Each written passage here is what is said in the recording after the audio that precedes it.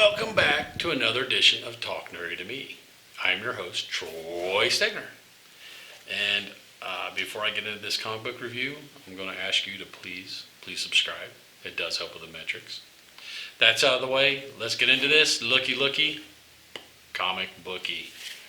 We have Silk number 3. I've already reviewed Silk 1 and 2. I kind of liked 1 and 2. Number 3, I got to give it a good thumbs up too. I like the character Cindy Moon. If you don't know her background, she was bitten by the same radioactive spider as Peter Parker, but she grew up kind of in isolation. She became Silk. Short story. So as you know, she is trying to track down who is taking out all these gang members in town, and she's kind of narrowed it down to Saya Ishii, who is the CEO of Fujinet, and that woman she's bad news. She's also, Cindy Moon is seeing a psychiatrist, and that psychiatrist just happens to be the bad woman's brother, Saya Ishii's brother. And bad thing is, she's crushing on dude. She thinks he's really cute. He appears to be a nice guy, and it's kind of like he's trying to stop his sister from doing all this weird stuff, but he didn't. So during her psychiatry visit, she gets an alert that there's an attack going down, so she goes to stop it, and we have a name for the big demon cat now. I didn't have that before. They're calling her Kasha, Kasha. And that Kasha is either working for or with Saya Ishii. That Kasha, the demon cat, is basically, I guess, putting a hit on one of the higher up gang members. She's too late, and she can't save him. He's dead. So she goes to go check on J. Jonah, and Jonah invites her in to eat. So she grabs some food with J.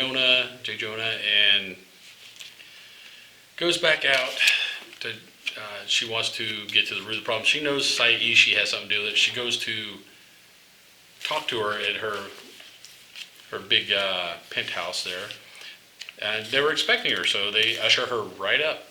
And, they're going back and forth, and that Saya Ishii, to let her know she knows who she is, she's basically making fun of her clothes, saying, oh, is that jacket rayon? You'd look much better in silk. So then Silk freaks. She's like, oh man, she knows who I am. What am I going to do? And then her silk, and they're calling it silk sense instead of spidey sense. So she's got silk sense, Cindy sense. And the Saya Ishii girl sends her bodyguards after her, and she's silk.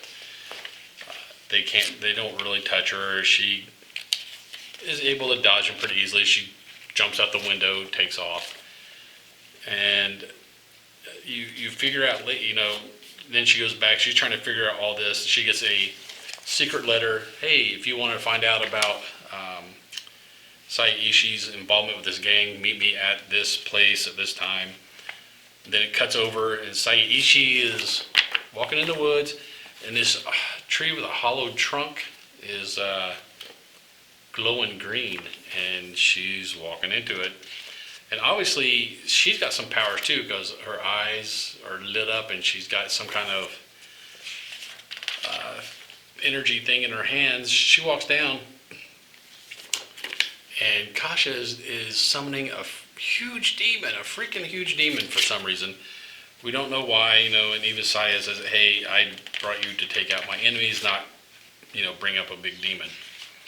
Cuts back to Cindy. She's meeting these people in this building.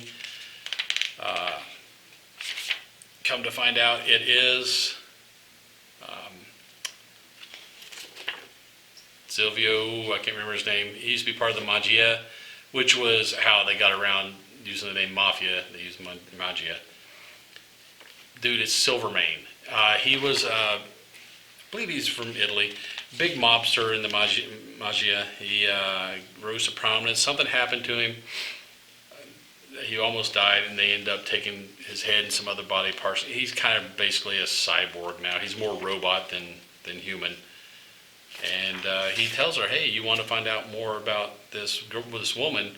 Let me tell you about my little girl. And boom, Silvermane.